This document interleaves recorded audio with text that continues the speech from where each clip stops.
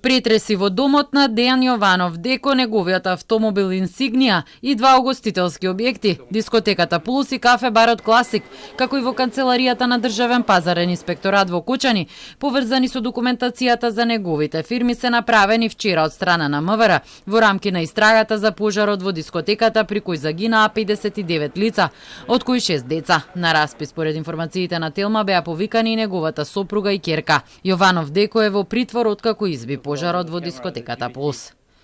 Во домот на ДЈ пронајдени и одземени се лаптоп компјутери, повеќе мобилни уреди, документација и други предмети. Одредени предмети се одземени и од возилото и од угостителските објекти, а пронајдена и одземена е и финансиската документација. Во ДП и канцеларија Кочани пронајден и одземен е еден компјутер, еден лаптоп компјутер и еден таблет, како и целокупната документација поврзана со правни субјекти во сопственост на ДЈ.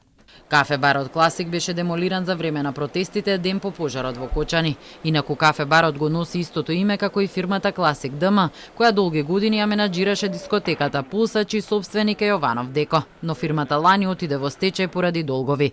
Зад неговото име има уште две фирми. Едната е Монтажа Гоки Дуел Кочани, која е деловно неактивна. Другата е Малибу, која ја дели истата судбина и веќе е во ликвидација.